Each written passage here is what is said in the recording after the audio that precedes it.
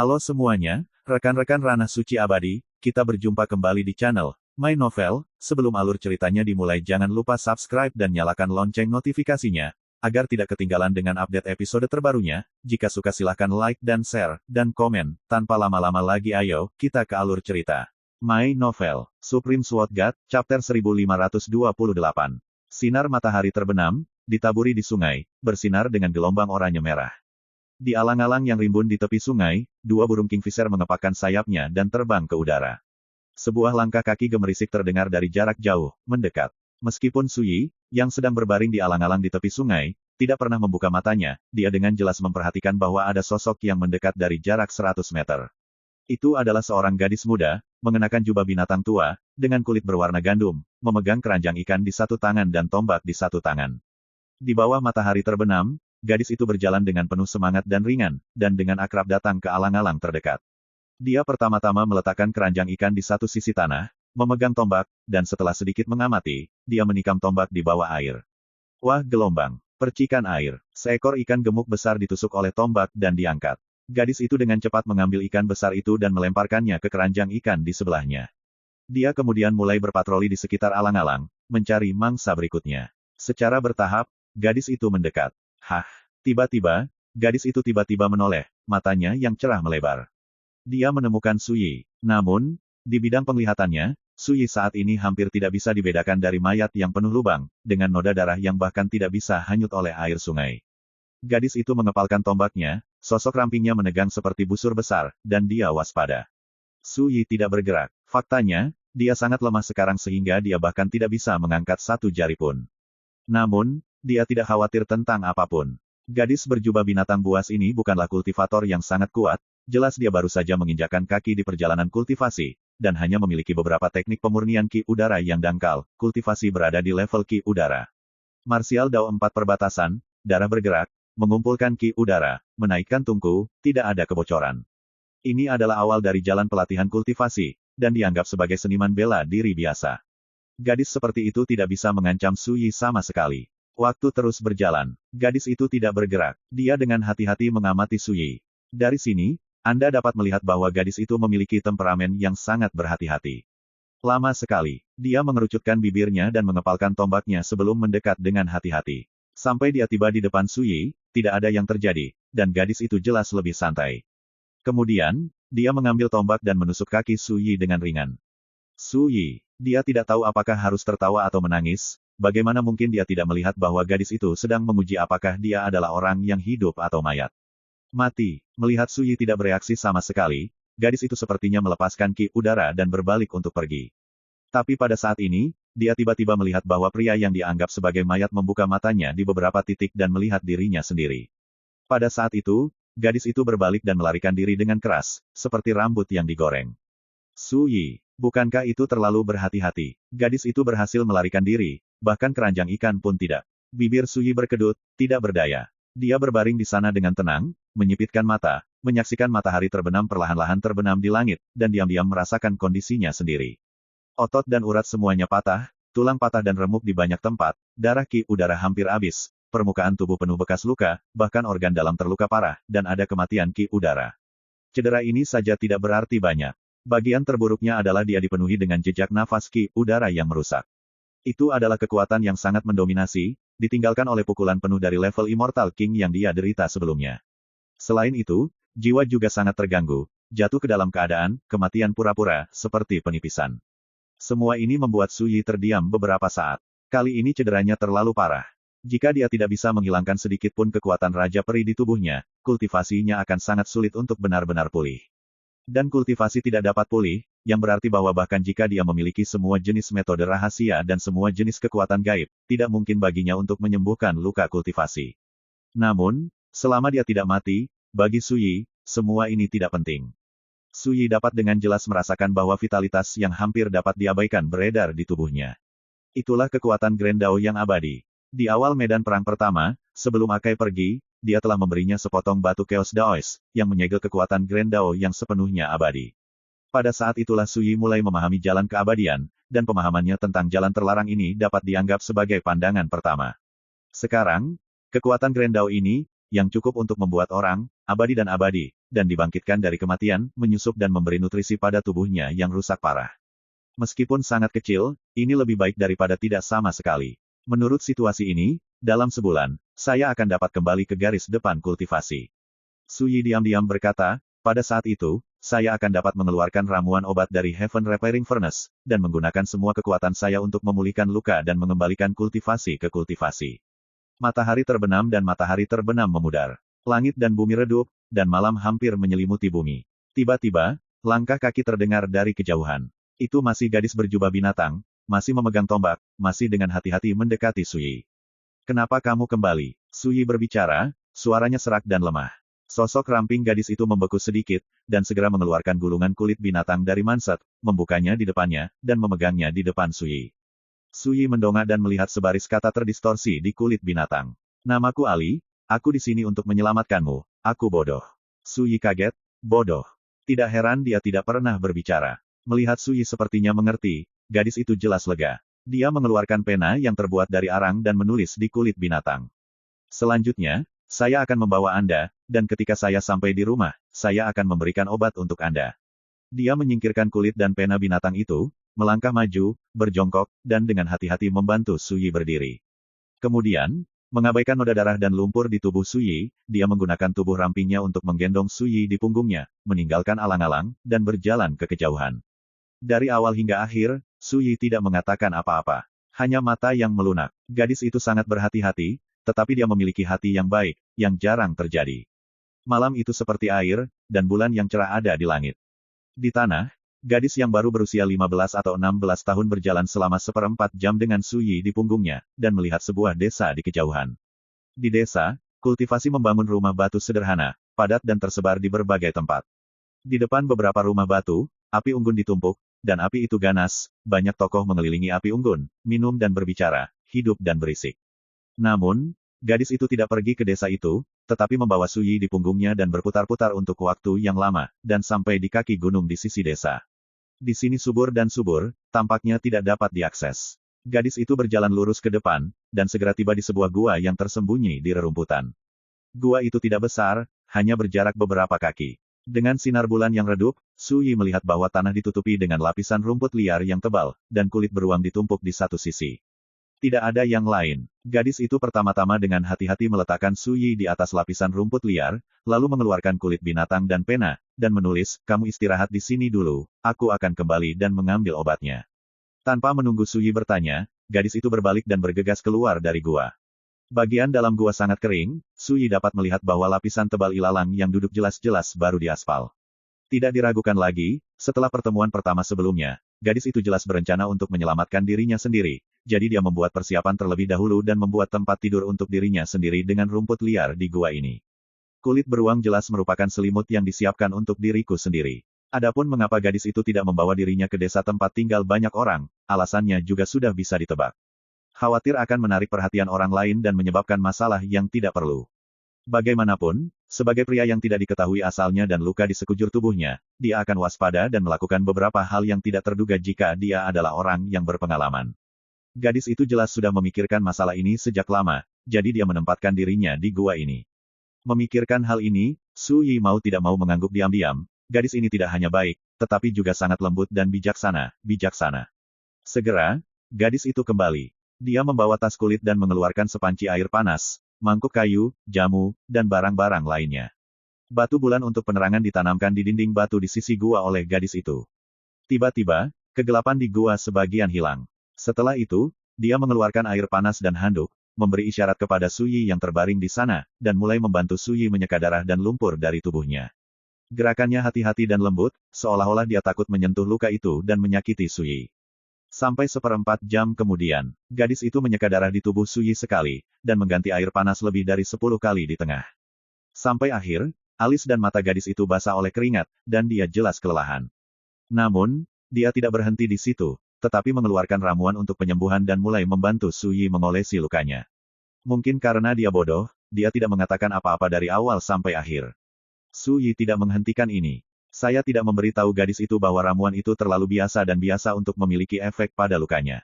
Dia hanya diam menatap gadis yang selalu sibuk, hatinya sekeras besi, dipenuhi dengan kehangatan yang telah lama hilang. Di masa lalu, Dia bertarung di atas Grandao.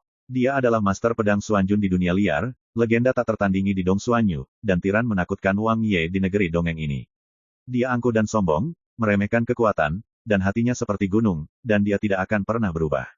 Tapi dia tahu bahwa di mata gadis di depannya, dia hanyalah orang yang terluka parah dan sekarat yang membutuhkan pertolongan. Karena itu, karakter dan perilaku seorang gadis sangat berharga. Lama sekali, gadis itu akhirnya selesai. Dia menyeka keringat dari dahinya dan menatap Su Yi yang telah diolesi dengan herbal di sekujur tubuhnya. Dia tampak sangat puas, dan senyum muncul di bibirnya. Kulit gadis itu berwarna gandum, jelas terkena sinar matahari dan angin, rambutnya sedikit helai dan kuning, sosoknya ramping dan kurus, dan dia mengenakan jubah binatang tua dan rusak, dan tidak memiliki aksesoris yang sama sekali. Penampilannya hanya bisa dibilang cantik, jauh dari tampan. Rasanya seperti anak miskin yang dibesarkan di negara tandus. Tapi saat ini, di mata Su Yi, dia sangat cantik. My Novel, Supreme Sword God, Chapter 1529. Dalam beberapa hari ke depan, setiap kali senja sangat gelap, seorang gadis bernama Ali akan membawa makanan dan rempah-rempah ke gua tempat Su Yi berada. Selain itu, dia juga membawakan Su Yi jubah binatang tua. Menurut Ali, jubah tersebut merupakan peninggalan kakeknya selama hidupnya. Kadang-kadang, Ali akan mengeluarkan gulungan dan pena kulit binatang, dan berbicara dengan Su Yi dengan kata-kata. Tapi tidak banyak yang bisa dibicarakan. Su Yi baru tahu bahwa tempat ini terletak di kaki gunung yang disebut Nanman, bersebelahan dengan sungai Xiaochang. Desa di kejauhan, yang disebut Desa Yunxi, adalah rumah bagi sekitar 600 orang. Sebagian besar penduduk desa adalah pemburu yang mencari nafkah dengan berburu dan mengumpulkan tumbuhan. Orang tua Ali meninggal saat dia masih kecil, dan dia tinggal bersama kakeknya. 3 tahun yang lalu, ketika kakeknya sedang berburu di pegunungan, sayangnya dia diserang oleh sekawanan binatang. Ketika dia diselamatkan, dia terluka parah dan sekarat, dan dia meninggal tak lama kemudian. Ali ditinggal sendiri. Namun, menurut Ali, dia juga memiliki seorang adik perempuan. Hanya saja ketika adiknya berusia 5 tahun, dia terlihat oleh seorang abadi yang sesekali melewati Yun Sichun, dan ingin menerima adiknya sebagai murid dan membawanya ke Xianmen kultivasi. Dengan persetujuan kakek Ali, saudara perempuannya pergi dengan yang abadi, dan telah benar-benar kehilangan kontak sejak saat itu. Sudah 10 tahun. Ketika membicarakan masalah ini, Su Yi dengan jelas memperhatikan bahwa suasana hati Ali sangat rendah dan sedih. Ali, kenapa kamu jadi bisu? Malam ini, setelah Ali membantu Su Yi mengoleskan obat, Su Yi mau tidak mau bertanya. Dia telah mendapatkan kembali kekuatannya ki udara, hampir tidak bisa duduk. Wajah Ali tiba-tiba berubah, seolah-olah dia tersentuh oleh hal yang paling tabu, dia menggelengkan kepalanya, berbalik dan pergi. Su Yi terkejut, berpikir. Tampaknya ketika Ali menjadi bisu, dia jelas terangsang untuk bereaksi begitu keras. Saat saya memulihkan kultivasi, saya pasti akan membantunya sembuh. Su Yi diam-diam berkata, memikirkan hal ini saja, tiba-tiba terdengar cibiran di kejauhan gua, sedikit bisu, apa yang kamu lakukan di sini selama ini? Su Yi mendongak. Saya melihat seorang pria kekar berdiri di rumput di kejauhan, dengan wajah dingin dan galak. Dan sosok ramping Ali menghalangi pria kekar ini. Anda berani menghentikan saya, menyingkirlah. Pria kekar itu mengangkat tangannya dan langsung menggulingkan Ali ke tanah. Aku ingin melihat, betapa memalukannya yang kau lakukan, si bisu kecil. Ali bangkit dan berhenti di situ lagi. Dia membuka mulutnya dan mengatakan sesuatu, wajahnya penuh amarah. Pergi. Pria kekar itu menjadi tidak sabar dan menamparnya. Plak, tamparan keras terdengar. Ali ditampar dan jatuh tidak jauh, wajahnya merah dan bengkak, dan matanya penuh air mata. Tapi dia masih menggertakkan giginya dan bergegas mendekat, memeluk kaki pria kekar itu erat-erat, dan terus-menerus berteriak. Tapi dia bisu dan tidak bisa berkata apa-apa. Pria kekar itu menyeringai, semakin kamu seperti ini, semakin kamu membuktikan bahwa ada yang kau sembunyikan di hatimu. Keluar. Berbicara, dia menjambak rambut Ali dan menyeretnya ke satu sisi. Ali menjerit kesakitan. Turunkan dia atau aku akan membunuhmu. Suara terdengar. Di dalam gua, Su Yi bangun di suatu titik dan berdiri di sana, sepasang mata yang dalam penuh dengan kilau dingin. Tubuh pria kekar itu menegang, lalu dia mencibir, "Yah, kamu sedikit bisu. Berapa umurmu? Kamu berani diam-diam membesarkan seorang pria di luar." Ali memegangi rambutnya dengan tangannya, dan rasa sakitnya sangat menyakitkan hingga air matanya hampir mengalir. Tapi saat ini, dia tidak peduli tentang ini, dan memanggil Su Yi dengan cemas, seolah-olah mendesak Su Yi untuk pergi dengan cepat. Su Yi mengambil langkah dan berjalan menuju sisi ini. Dia terhuyung-huyung, dan setiap langkah yang dia ambil tampak sangat sulit, dan beberapa luka di tubuhnya yang belum sembuh diam-diam berdarah. Tapi dia tidak peduli. Haha, bisu kecil, apakah ini pria yang kamu curi? Dia penuh luka, dan dia bahkan tidak bisa berjalan dengan mantap, seperti ayam dengan kaki lunak. Pria kekar itu tertawa, wajahnya penuh sarkasme. Ali berjuang keras, tapi pria kekar itu memegang rambut panjangnya dengan kuat, tidak memberinya kesempatan untuk menolak. Mata Suyi menjadi lebih dingin. Saat dia hanya berjarak 10 kaki dari pria kekar itu, dia mengangkat tangan kanannya dan membiarkannya kosong. Seberkas kekuatan jiwa dewa mengembun seperti pedang dan menebasnya dari udara. Puff! Mata pria kekar itu bulat dan mulutnya terbuka. Kemudian, tubuhnya jatuh diam-diam ke tanah. Tubuhnya utuh, tapi jiwanya telah lama dilenyapkan. Ali mau tidak mau tercengang. Suyi tersenyum dan berkata, tidak apa-apa. Di bawah cahaya langit, wajahnya pucat dan transparan, dan beberapa luka di tubuhnya masih berdarah. Tetapi sosoknya yang tinggi berdiri di sana, seolah menopang tulang belakang Tianyu, memberi orang perasaan yang tak tergoyahkan. Mata Ali linglung dan tampak sulit dipercaya. Sebuah gonggongan anjing yang tergesa-gesa terdengar di kejauhan, membangunkan Ali. Wajahnya berubah drastis, dia dengan cepat bangkit dan mendekati Suyi, dengan cemas memberi isyarat dengan kedua tangan, mengoceh sesuatu di mulutnya. Apakah kamu ingin aku melarikan diri? Suyi menepuk pundaknya dengan lembut dan berkata dengan hangat, denganku di sini, tidak peduli siapa yang datang, itu tidak akan menyulitkan kita. Ai jelas tidak percaya dan akan melakukan sesuatu. Sekelompok orang sudah bergegas ke arah ini di kejauhan. Ini jelas penduduk desa Yunxi, ada lebih dari 10 orang. Pemimpinnya adalah seorang lelaki tua berbaju abu-abu yang tidak pemarah dan sombong. Ali, apa yang terjadi? Siapa pria ini? Paman Meng, si Kui sudah mati. Apa, mati? Suara berisik itu terdengar, dan ketika mereka menyadari bahwa pria kekar itu sudah mati, penduduk desa semua terkejut dan marah, dan memandang Suyi, orang asing. Ali tampak sangat gugup, tapi meski begitu, dia menghalangi Suyi dengan sosok rampingnya. Pria tua berpakaian abu-abu itu mengerutkan kening, matanya menyapu Ali, memandang Suyi, dan berkata dengan sungguh-sungguh, saya berani bertanya siapa yang mulia, mengapa Anda datang ke desa Yunxi saya? Suyi menunjuk ke tubuh pria kekar di kejauhan dan berkata, aku membunuhnya. Jawabannya tidak relevan, namun respon ini membuat penonton terdiam. Kelopak mata lelaki tua itu melompat dan dia berkata, karena yang mulia begitu jujur, mungkinkah ada alasan lain untuk masalah ini? Suyi mengangguk dan berkata, ya, dia menggertak Ali. Kerumunan saling memandang. Bagaimana bisa pembunuh ini menganggap remeh pembunuhan itu? Pada saat ini, Ali tiba-tiba mengeluarkan kulit dan pena binatang dan buru-buru menulis. Kemudian, dia mengangkat kulit binatang, dan melihat kata-kata di atasnya, Murazeng, si Kui khawatir aku akan mengungkapkan rahasianya, jadi dia mengikutiku ke sini hari ini. Kemudian, untuk menyelamatkanku, saudara Su, bunuh dia. Rahasia, Su Yi terkejut. Baru saat itulah saya menyadari bahwa penampilan pria kekar hari ini bukanlah suatu kebetulan. Apa rahasianya, Ali? Tolong jangan meludah. Seorang pria kurus berteriak, sejauh yang saya tahu, si Kui tidak pernah melakukan kesalahan apapun kepada Anda, mengapa Anda ingin membantu orang luar membunuhnya? Ini seperti ular dan kalajengking. Yang lain marah. Orang tua berbaju abu-abu di kepala adalah kepala desa-desa Siun, yang bernama Mengki. Dia menatap Ali dan berkata, Ali, apa lagi yang harus kamu jelaskan? Selama kamu menjelaskan dengan jelas, jika itu bukan salahmu, aku akan menegakkan keadilan untukmu.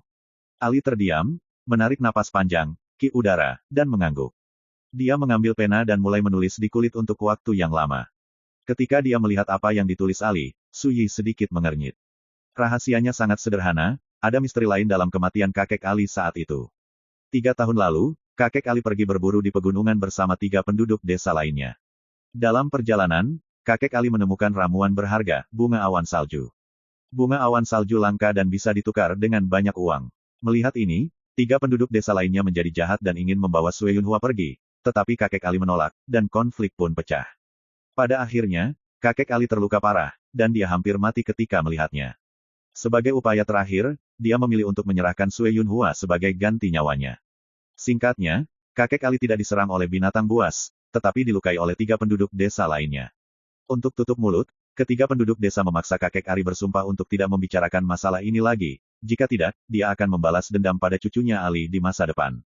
Kakek Ali setuju, tapi yang tidak diduga kakek Ali adalah bahwa segera setelah kematiannya, khawatir masalah itu akan terungkap, ketiga penduduk desa itu masih menyerang Ali.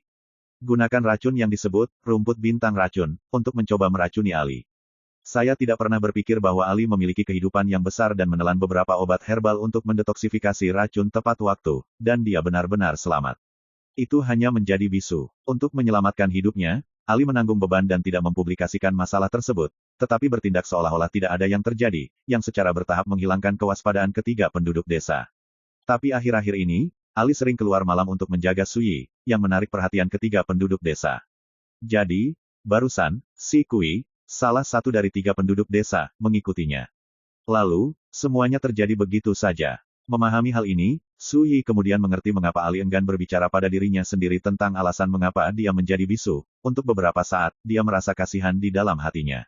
Pada usia yang begitu muda, dianiaya sedemikian rupa, benar-benar tidak mudah untuk menanggung begitu banyak untuk bertahan hidup. Pria tua berpakaian abu-abu Mengki dan penduduk desa lainnya tercengang, jelas terkejut dengan rahasia yang ditulis oleh Ali. Apakah ini benar? Beberapa orang tidak percaya. Palsu. Kakek Ali, bagaimana si Kui bisa membunuhnya? Pria kurus itu berteriak. Mengki berkata dengan suara yang dalam, jika aku ingat dengan benar, ketika aku pergi berburu dengan kakek Ali saat itu, selain si Kui, ada 2 dari kalian. Dia melirik pria kurus dan pria paruh baya berkumis. Tiba-tiba terjadi keributan di lapangan. Darah. Paman Meng, jangan tertipu oleh jalang kecil ini. Pria kurus itu berteriak marah. Pria paruh baya itu juga melompat dan berkata dengan marah Ki Udara, ya, Ali ini jelas menjebak dan memfitnah kita.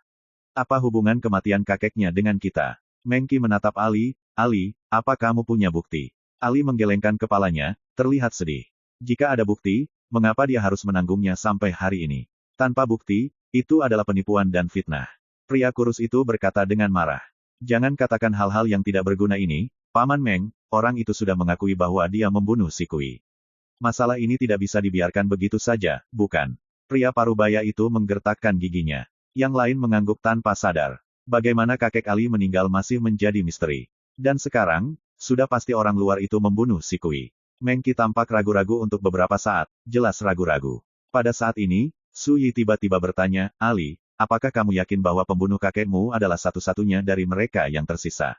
Ali mengangguk. Suyi berkata, baiklah, ambil kesempatan ini untuk membantumu mengakhiri kebencian ini sepenuhnya. Wajah Mengki sedikit berubah dan berkata, apa yang ingin kamu lakukan? Suyi mengabaikannya. Dia mengangkat tangannya sedikit. Bang! Seperti disambar petir, pria kurus itu langsung berlutut di tanah, dengan rasa sakit tertulis di seluruh wajahnya, dan tubuhnya gemetar. Semua orang terkejut, dan tanpa sadar mundur, menonton adegan ini dengan tidak percaya. Pria dengan luka di sekujur tubuhnya, mungkinkah itu kultivator yang kuat? Mata Suyi dalam, menatap pria kurus itu, dan berkata dengan lembut, apakah kematian kakek Ali ada hubungannya denganmu? Pria ramping yang wajahnya penuh rasa sakit tiba-tiba menjadi kusam dan tanpa sadar berkata, ya. Semua orang ketakutan, dan Suyi menatap pria paruh baya berkumis. Pria paruh baya itu sudah berkeringat dingin. Ketika Suyi menatapnya, dia berbalik dan lari seperti kelinci yang ketakutan. Tapi begitu dia membuka kakinya, jiwanya dikejutkan oleh kekuatan yang menakutkan, seluruh tubuhnya membeku, dan dia jatuh ke tanah, gemetaran, dan menderita rasa sakit yang luar biasa. Suyi bertanya, apakah masalah ini ada hubungannya denganmu? Mata pria parubaya itu juga menjadi kusam, dan tanpa sadar dia mengangguk, ya. Tiba-tiba, penonton terdiam. Mengki menghela nafas. Mengapa Anda membutuhkan bukti di hadapan kultivator yang kuat? Hanya sedikit trik yang bisa membuat Anda patuh menundukkan kepala dan mengaku. Ekspresi Ali rumit, antara senang dan sedih, tubuhnya yang halus sedikit gemetar, dan terlihat bahwa gadis itu sangat bersemangat. Suyi menjentikkan jarinya. Baik pria kurus maupun pria parubaya itu kehilangan kesadaran dan mati tanpa suara. Jiwa mereka telah dilenyapkan. Setelah menyelesaikan ini, Suyi bertanya dengan hangat, Ali, apakah kamu puas? Ali mengangguk penuh semangat dan bersenandung. Di mata dan fengnya yang sempit, panjang dan jernih, ada tatapan bingung, seolah-olah dia tidak bisa mempercayai semua ini untuk sementara waktu. Setelah setengah suara, gadis itu tidak tahu apa yang harus dipikirkan tentang masa lalu yang menyedihkan, matanya merah, dan air matanya menetes. Suyi menepuk pundaknya dengan ringan, lalu memandang Mengki dan yang lainnya, dan berkata, aku membunuh mereka bertiga. Sekarang, siapa yang ingin membalaskan dendam mereka? Gaul Ki Udara terasa hambar. Semua terdiam. Telah melihat cara ajaib Suyi, penduduk desa yang hanya menguasai beberapa teknik pemurnian kultivasi ini, telah lama ketakutan. Mengki menarik napas dalam-dalam dari Ki Udara, membungkuk dan meminta maaf, sebelumnya saya tidak tahu apa-apa, mohon maafkan saya, senior. Suyi berkata acuh tak acuh, bagi saya, ini masalah sepele, tetapi bagi Ali, ini adalah malapetaka yang tidak dapat dia tanggung. Ya, saya akan menunggu di sini sebentar. Mengki terkejut, menggelengkan kepalanya dengan cepat, dan berkata dengan ketakutan, senior, tenanglah, saya hanya bajingan vulgar, bagaimana saya bisa berani membuat kesalahan lagi dan lagi. Jangan khawatir, saya akan melakukannya, menjagamu saat aku kembali. Li membereskan keluhannya. Suyi melambaikan tangannya dan berkata, kamu bisa pergi. Jika bukan karena Ali, dia tidak akan repot-repot dengan orang-orang ini. Meng Qi dan yang lainnya bergegas pergi seolah-olah mereka telah diberikan amnesti. Baru setelah mereka menghilang, Suyi berkata, Ali. Ali mengangkat kepalanya tanpa sadar, hah. Suyi batuk kering dan berkata, bantu aku. Begitu kata-kata itu keluar, dia merasa malu.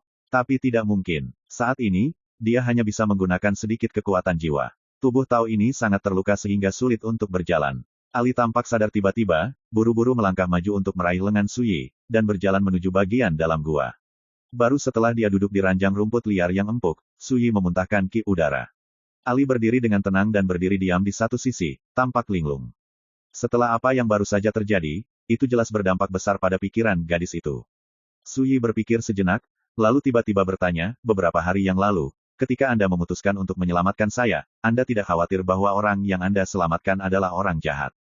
Gadis itu sangat baik, tapi pikirannya juga halus dan hati-hati. Tidak mungkin dengan mudah mempercayai orang luar dengan bekas luka di sekujur tubuhnya. Mendengar ini, Ali tampak tersadar, mengeluarkan kulit dan pena binatang, dan menulis dengan cepat. Intuisi memberitahu saya bahwa saudara Su bukanlah orang jahat, dan saya sedang berjudi saat itu. Bertaruh. Ya, saya selalu ingin meninggalkan desa dan mencari saudara perempuan saya untuk membantu kakek saya membalas dendam, tetapi saya belum dapat menemukan kesempatan. Si Kui dan yang lainnya tidak mengizinkan saya pergi. Tapi kemunculan kakak Su memberiku kesempatan. Jadi, aku memutuskan untuk bertaruh. Ali menuliskan pemikirannya yang sebenarnya.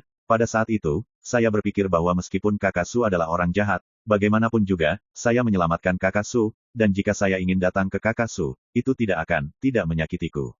Su Yi mengangguk. Ini biasa. Orang yang baik bukan berarti bodoh. Pertimbangan Ali hanya wajar. Mata Su Yi penuh arti dan dia berkata, Ali, ini mungkin takdirnya. Di masa depan, aku tidak hanya akan membiarkanmu berbicara lagi, tetapi juga membantumu mewujudkan visimu. Ali kaget. Dia masih tidak tahu berapa berat yang dikatakan Su Yi hari ini. Tapi setelah bertahun-tahun, melihat kembali Ping Sheng, hal yang paling tak terlupakan baginya adalah saat dia merawat Su Yi di gua sempit dan sempit di sisi desa Siun. Dan, apa yang pernah dikatakan Su Yi? Setiap kata, jika terpatri di hati saya, tidak akan pernah terlupakan. Larut malam, kepala desa Siun, Zheng Mengqi datang berkunjung. Selain itu, dia juga membawa sejumlah eliksir, lebih dari selusin. Setiap eliksir disembunyikan di dalam kotak kayu. Yang paling berharga adalah tukahu berangan kuda. Ali mau tidak mau tercengang saat melihat eliksir ini. Sejauh yang dia tahu, tukahu darah berangan kuda ini adalah favorit Mu Zheng, dan diperlakukan sebagai pusaka keluarga, dan biasanya enggan untuk mengeluarkannya. Meng Qi dengan hormat berkata, Senior, ini adalah pikiran orang tua itu, dan saya harap Anda akan menerimanya dengan senyuman. Su Yi hanya melirik obat mujarab dan berkata, aku membunuh 3 orang di desamu, dan aku tidak peduli, mengapa kamu mengirim ramuan ini di tengah malam. Tanpa menunggu Meng Qi berbicara, Su Yi mengingatkan, saya tidak pernah suka saling menyapa, dan saya tidak suka berada di sudut. Yang ingin saya dengar adalah kebenaran. Meng Qi menarik napas dan merasakan tekanan mengalir ke arahnya. Ekspresinya berubah untuk sementara waktu, dan kemudian dia membungkuk dan memberi hormat, mata senior seperti obor, lalu lelaki tua itu mengatakannya dengan lurus, dalam setengah bulan, Sekte Awan Ungu, akan mengirim utusan untuk datang kepada kami untuk menerima dan menyembah, tetapi pada tahun lalu, panen desa Siun saya tidak baik, bahkan jika saya mengambil semua keluarga, saya khawatir saya tidak akan bisa mendapatkan upeti yang dibutuhkan oleh Sekte Awan Ungu. Sebelum selesai berbicara, Su Yi menyela, apakah Anda ingin saya membantu?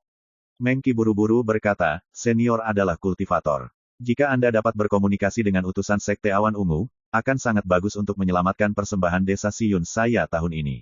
Su Yi mendengus dan berkata, apa yang akan terjadi jika Anda tidak dapat memberikan persembahan? Meng Qi berkata dengan getir, mengingat hal ini, rumah-rumah dapat digerebek, dan dalam kasus yang parah, mereka akan dieksekusi. Di masa lalu, beberapa desa di dekat Gunung Nanman diinjak-injak karena mereka tidak dapat membayar upeti. My Novel, Supreme Sword God, Chapter 1530.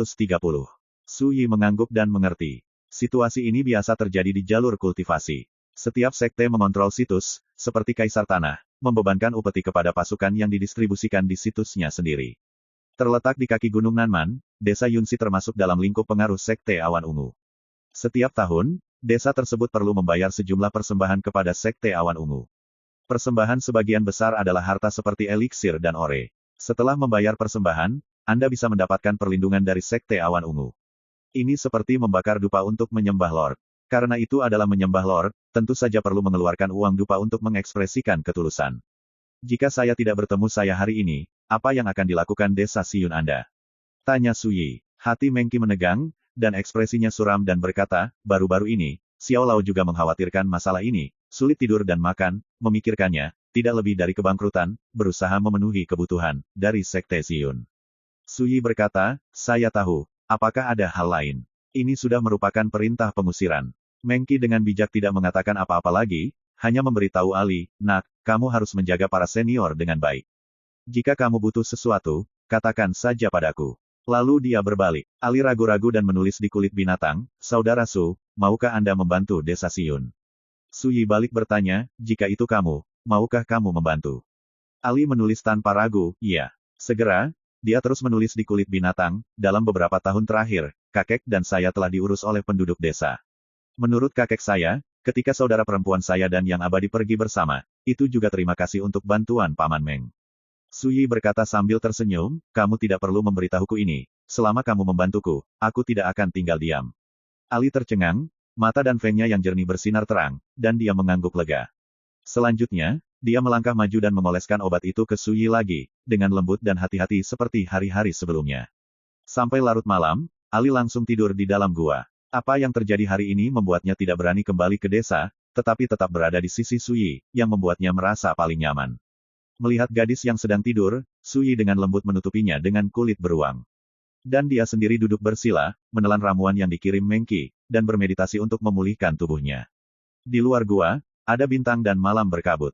Kadang-kadang, suara binatang buas mengaum, yang membuat semuanya hening. Semua ini mengingatkan Suyi pada hari-hari ketika dia menjadi menantu keluarga Wen di kota Guangling, Dazhou. Tidak ada badai dan intrik berdarah di jalan kultivasi Xianlu. Ya, ini adalah jenis ketenangan yang dikaitkan dengan dataran. Seperti naga di langit, ia bisa berkeliaran dan mengguncang langit. Xiao tidak aktif di tengah-tengah yang kecil, dan dunia tidak tahu kapan mereka bertemu. 10 hari berlalu dengan cepat. Setiap hari, Meng Qi akan datang menemuinya sekali, dan membawa semua jenis makanan dan obat mujarab. Setelah 10 hari penyembuhan, luka Suyi di tubuhnya telah pulih, dan tulang serta meridiannya juga pulih. Hanya titik akupuntur, jeroan, dan jiwa yang pulih dengan sangat lambat. Untuk penandaannya masih kosong. Alasannya adalah bahwa tubuhnya penuh dengan jejak napas Raja Ki udara abadi. Kekuatan penghancurnya terlalu menakutkan, dan hanya sebagian kecil yang telah diselesaikan sampai sekarang. Ini juga membuat kultivasi tidak memiliki peluang pemulihan sama sekali. Namun, Suyi tidak terburu-buru. 10 hari telah berlalu, dan dia bisa bergerak sesuka hati. Dari luar, kecuali wajahnya yang pucat, tidak ada yang bisa melihat seberapa serius luka di tubuhnya. Selain itu, selama percakapan dengan Meng Qi, Suyi akhirnya mengetahui bahwa Gunung Nanman tempat dia berada sekarang masih di Jingsu, mungkin di barat daya Jingsu.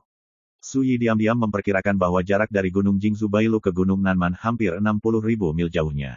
Sepertinya Qi Fufeng hanya bisa menunggu sebentar di Bailusu. Suyi diam-diam berkata, kultivasi tidak pernah pulih, dan dia tidak berencana untuk pergi ke Bailusu. Sebaliknya, memanfaatkan waktu terluka, saya dapat sepenuhnya menenangkan pikiran saya sendiri dan berpikir tentang bagaimana mengambil jalan di masa depan. Hari ini, dia adalah kultivasi dalam transformasi udara, sebanding dengan sosok di alam Juxia. Langkah selanjutnya adalah mempertimbangkan soal pengejaran Xiandao. Suyi sangat jelas bahwa jalan kenaikan yang telah dia mulai telah membuat jalannya benar-benar berbeda dari kultivator es lain di dunia. Anda tidak perlu memikirkannya untuk mengetahui bahwa ketika dia menginjakan kaki di Dao Abadi, dia ditakdirkan untuk menginjakan kaki di jalan yang sama sekali berbeda. Tidak hanya berbeda dengan cara keabadian orang lain. Ini juga berbeda dengan malam Raja ke-6. Yang paling penting adalah bahwa bahkan Wang Ye tidak pernah menyimpulkan jalan abadi seperti apa yang akan dia jalani untuk menjadi peri dari Chonghua Kongjing. Lagi pula, jalan kenaikan yang diambil Suyi sekarang belum pernah dilalui bahkan oleh Wang Ye, yang belum pernah terjadi sebelumnya. Tentu saja, tidak mungkin bagi Wang Ye untuk mengetahui bagaimana jadinya ketika dia menginjakan kaki di negeri dongeng dari jalan ini. Sederhananya, bagi Suyi, jalannya menuju keabadian penuh dengan hal-hal yang tidak diketahui. Bahkan pengalaman dan pengalaman perjalanan kultivasi seumur hidup Wang Ye mungkin tidak membantu, dan dia hanya bisa mengetahuinya sendiri. Karena itu, Suyi memulai persiapan terlebih dahulu. Untungnya, Wang Ye telah menginjakan kaki di puncak jalan abadi, melakukan perjalanan ke dunia zaman, dan membaca banyak buku kuno, dan juga memiliki pengalaman yang kaya. Pemahaman dan kognisinya tentang Immortal Dao seperti rumah harta karun, yang cukup bagi Suyi untuk mengalami dan belajar dari satu sama lain. Dengan analogi, Mungkin lebih baik daripada biru. Ali berlari ke dalam gua dengan tergesa-gesa, terlihat sedikit bingung, mengambil pena dan menulis kalimat di kulit binatang. Saudara Su, Paman Meng mengirim seseorang untuk mengatakan bahwa utusan Sekte Awan Ungu ada di sini. Datang lebih awal. Su Yi terkejut. Ketika dia melihat ekspresi khawatir di alis Ali, dia tersenyum dan berkata, "Jangan khawatir, ayo pergi, mari kita lihat." Ali mengangguk dan memimpin jalan. Desa Siyun, pintu masuk ke desa. Saat itu tengah hari dan langit cerah. Seorang pria muda berjubah Cina, bersandar di kursi, sedang bermain dengan kunci pas di tangannya. Di depannya berdiri sekelompok penduduk desa dari desa Siyun. Satu persatu, mereka semua saling menghormati dan menghargai. Murama Masaki berdiri di depan, membungkuk, dan berkata dengan wajah cemberut, "Tuan San, mohon akomodatif. Pada tahun lalu, desa kami." Pemuda di Huapao mencibir dan menyela, "Jangan pura-pura bingung. Jangan salahkan saya karena kejam jika Anda desa Siyun tidak menyerahkan cukup banyak persembahan hari ini." Mengki menghela nafas, khawatir. Pemuda di Huapao mengerutkan kening dan berkata, "Apa yang masih kamu lakukan? Keluarkan persembahan." Selanjutnya, saya harus pergi ke tempat lain untuk mengumpulkan persembahan, tetapi saya tidak punya waktu untuk menghabiskan waktu bersamamu. Retorika Ki Udara sangat tidak pantas, seperti menegur cucu. Ini membuat wajah Mengki jelek, tapi dia akhirnya menahan diri dan berbisik, "Tuan San, kami." Tepuk tangan. Pemuda di Huapao menamparkan kursi dan meletakkan tangannya di belakang tangannya, dan berkata dengan tatapan tegas, "Jika kamu berani berbicara omong kosong lagi, aku akan membunuhmu anjing tua dulu." Mengki menggigil, dan wajahnya tercengang. Pada saat ini, seseorang tidak bisa tidak berkata, "Saudara Meng, bukankah Anda mengatakan bahwa senior Su akan maju untuk membantu kami?" Mengki diam-diam berteriak bahwa itu buruk. Bagaimana hal rahasia seperti itu bisa dikatakan secara langsung? Benar saja, pemuda di Huapao berkata sambil mencibir, "Yoho, apakah kamu sudah menemukan pembantu, idiot? Beritahu Anda, area Gunung Nanban ini berdiameter 3.000 mil dan merupakan situs Sekte Awan Ungu saya. Tidak peduli siapa hari ini, siapa yang berani ikut campur dalam masalah ini, aku akan menghapusnya," kataku. Kata-kata ini diucapkan dengan keras. Semua orang di ruangan itu menjadi pucat. Terutama Mengki, hatinya tenggelam ke dasar. Awalnya, dia ingin meminta Su Yi menjadi pelobi untuk membantu menengahi dan menyelesaikan masalah ibadah. Tapi siapa sangka situasinya benar-benar di luar kendali. Pada saat ini, suara acuh tak acuh terdengar, benarkah? Di kejauhan, Su Yi dan Ali datang. Mengki tidak terlihat senang, tapi malah terlihat khawatir dan membuka mulutnya untuk menjelaskan apa yang terjadi sebelumnya. Su Yi melambaikan tangannya dan berkata, "Aku sudah mendengar semuanya, serahkan padaku untuk menyelesaikannya." Sebagian besar penduduk desa itu melihat Su Yi untuk pertama kalinya, dan mereka tidak bisa tidak bertanya-tanya, apakah pemuda ini benar-benar baik-baik saja. Pemuda di Huapao yang sedang duduk di kursi menoleh. Ketika dia melihat Su Yi, ada ekspresi jijik di matanya, "Siapa yang memberimu nyali untuk mencampuri urusan Sekte Awan Unguku?" Su Yi tidak bisa menahan tawa. Kultivasi berjalan di jalan, pertama 4 alam marsial Dao, lalu 3 alam Yuan Dao, 3 alam spiritual, 3 alam Suan Dao, 3 alam naik ke langit, dan 3 alam berbulu. Dan pemuda berjubah ini hanyalah karakter kecil yang baru saja menginjakkan kaki di jalan spiritual, tetapi sikap dan api Ki Udaranya lebih arogan daripada Kaisar Suan Dao itu. "Tidak apa-apa, beri kamu kesempatan untuk hidup, berlutut untukku, dan lupakan urusan hari ini." Su Yi berkata dengan lembut. Penonton terdiam, dan semua orang tercengang. Saya hampir curiga saya salah dengar. Termasuk pemuda di Huapao tertegun untuk sementara waktu, dan segera menjadi marah. Huoran bangkit dari kursi, mengangkat tangannya dan menunjuk Su Yi, "Kamu." Begitu dia mengucapkan sepatah kata pun, ketika matanya menyentuh mata Su Yi, pada saat itu, pemuda di Huapao membeku, jiwanya sangat kesakitan, dan dalam keadaan kesurupan, dia sepertinya melihat seorang penguasa tertinggi berdiri, dengan bangga di langit pemaksaan yang menakutkan menyebabkan dia memiliki ketakutan naluriah, dan dia hanya merasa seperti semut, seolah-olah pihak lain dapat membunuhnya dengan satu pikiran.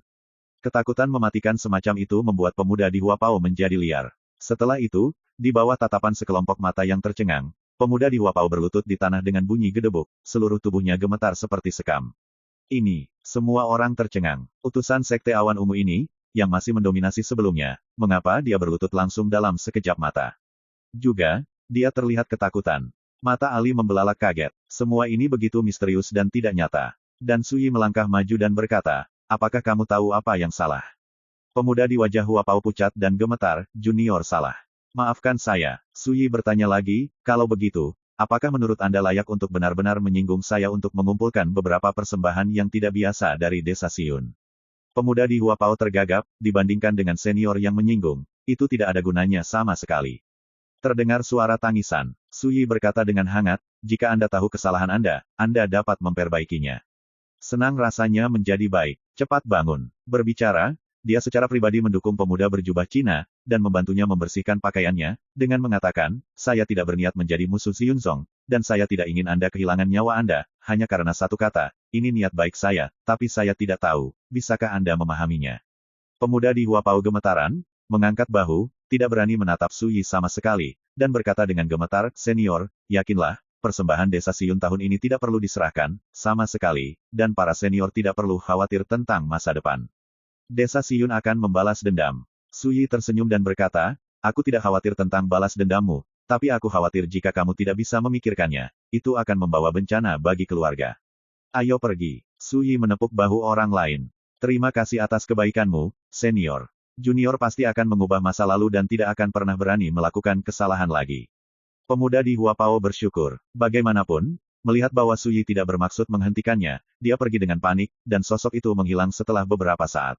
Melihat malapetaka diselesaikan seperti ini, Meng Qi, Ali dan penduduk desa semua merasakan perasaan yang tidak nyata seperti mimpi. Satu persatu terdiam. Ali, waktunya kembali. Su Yi meletakkan tangannya di punggungnya dan berbalik untuk pergi. Meng Qi tiba-tiba terbangun dan berkata dengan cepat, Senior Su, terima kasih atas tindakan baik Anda.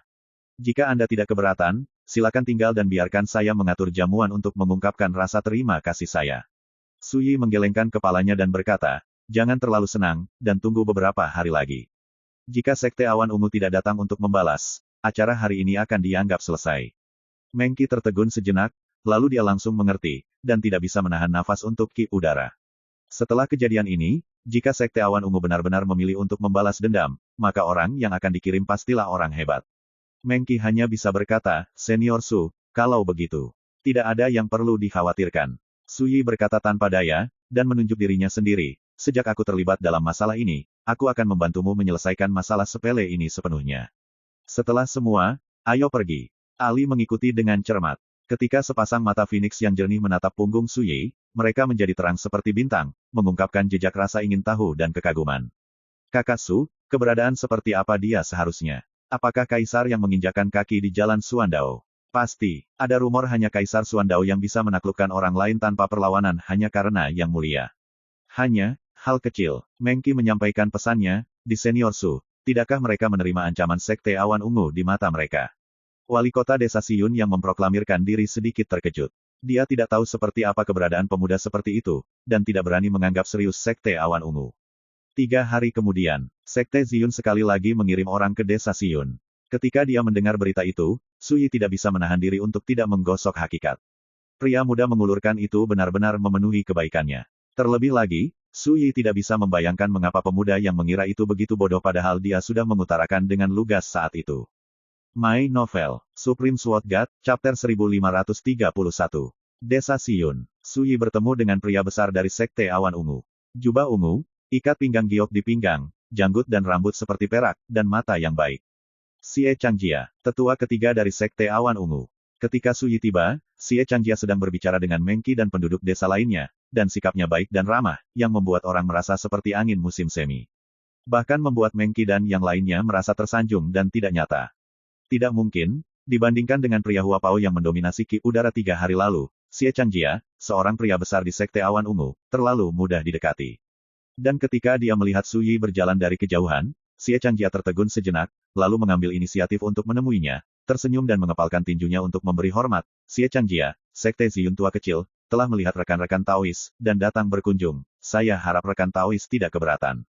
Bukankah kamu di sini untuk membalas dendam? Su Yi sedikit terkejut. Awalnya, dia mengira Sekte Awan Ungu telah menyiapkan pertempuran besar dan akan mengangkat gurunya untuk menanyakan kesalahannya. Tapi sekarang sepertinya dia terlalu banyak berpikir. Xie Changjia buru-buru menjelaskan sambil tersenyum, jangan salah paham, rekan Taois. Ketika saya mengetahui bahwa ada seorang praktisi kultivasi yang luar biasa di desa Siun, mereka semua terkejut, dan mereka tidak berani mengabaikannya.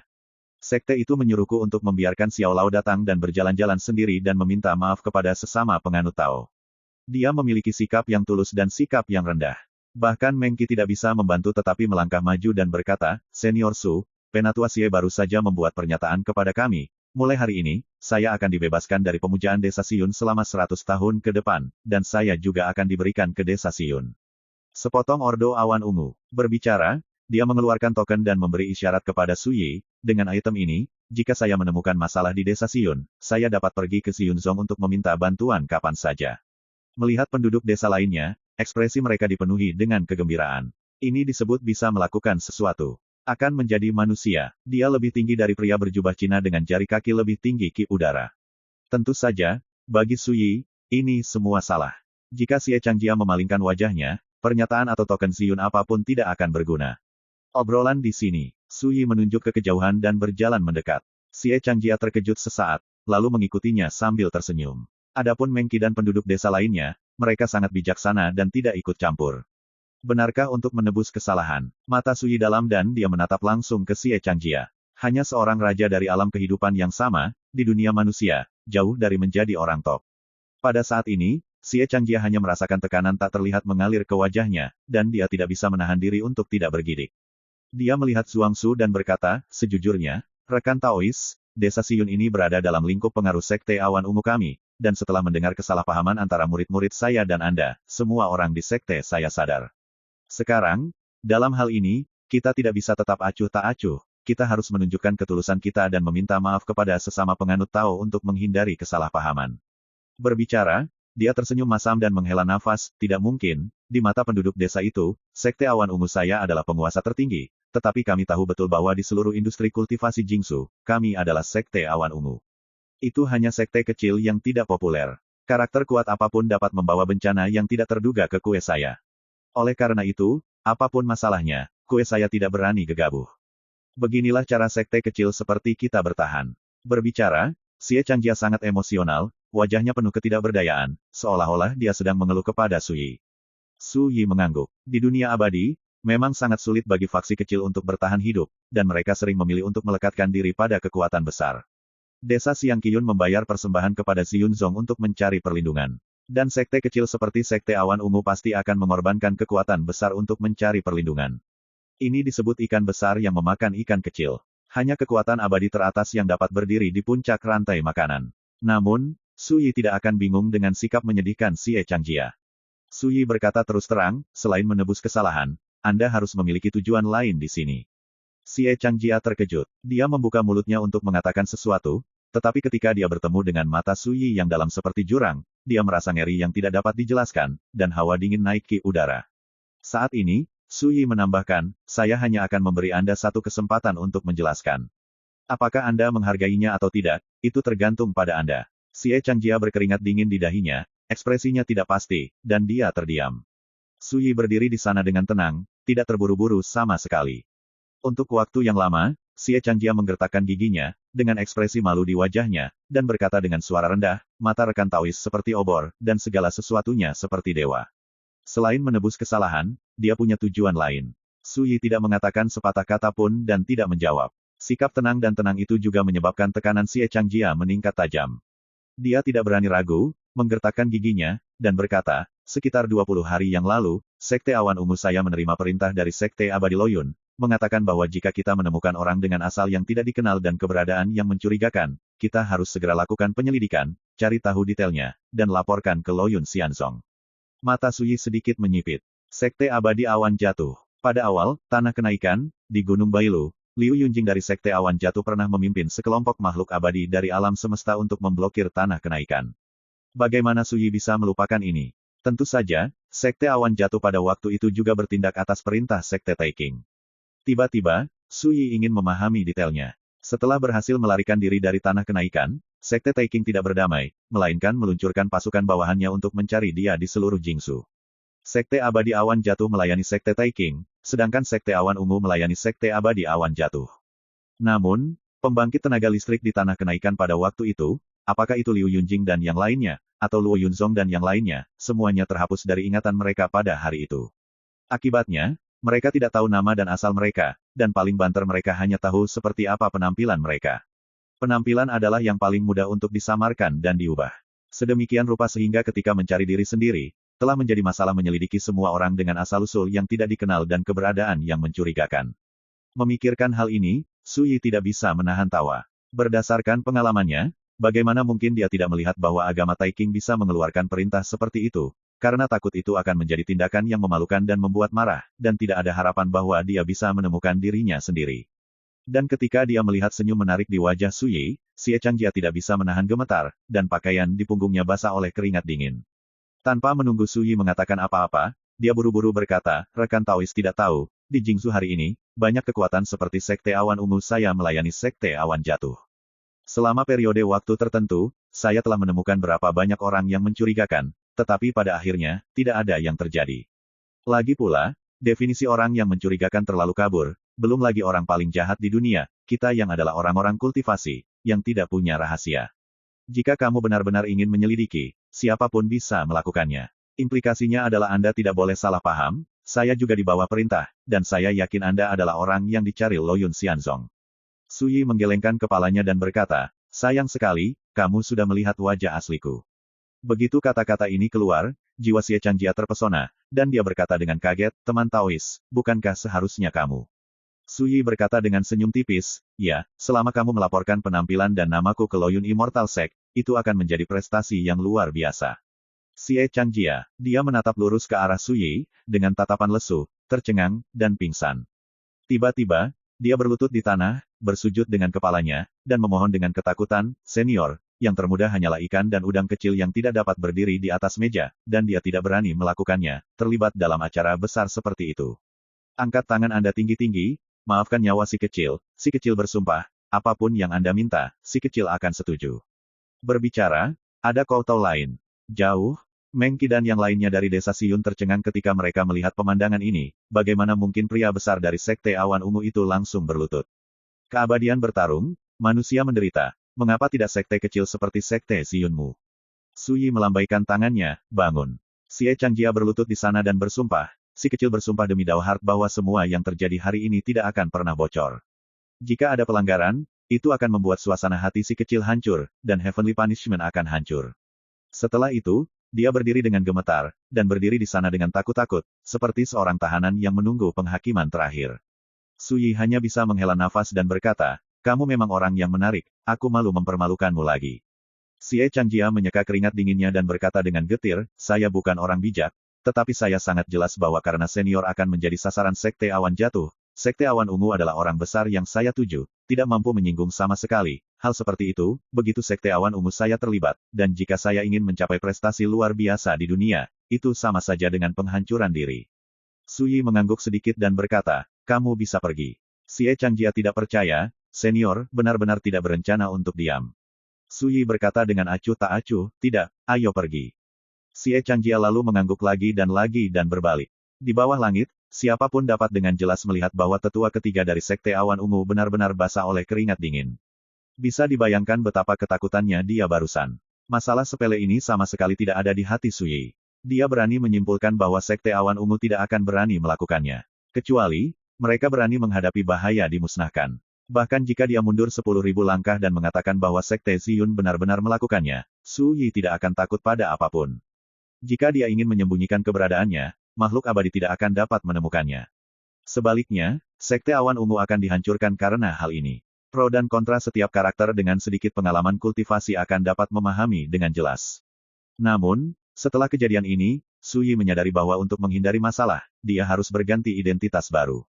Kekacauan ini telah berhenti. Suyi, seperti sebelumnya, bersembunyi di gua itu dengan santai, menjaga dirinya sendiri, memilah-milah masa depan, dan merencanakan perjalanan masa depan sebelumnya. Pada saat yang sama, dia mengajari gadis ahli pelatihan teknik magnetik, dan mulai dengan hati-hati fotografi itu untuk berlatih matematika. Butuh waktu setengah bulan untuk berlalu tanpa turbulensi. Tapi di pagi hari ini, langit baru saja pecah. Pelangi ilahi yang mempesona meraung dari langit jauh, langsung menuju desa Siun. Adegan ini mengejutkan banyak penduduk desa. Suyi, yang menunjukkan garis mematahkan Ali di gua, mau tidak mau mengerutkan kening dan melihat keluar gua. Bagi rekan-rekan pencinta My Novel, mohon dukungan, tekan like dan subscribe, agar Mimin tambah semangat lagi. Terima kasih.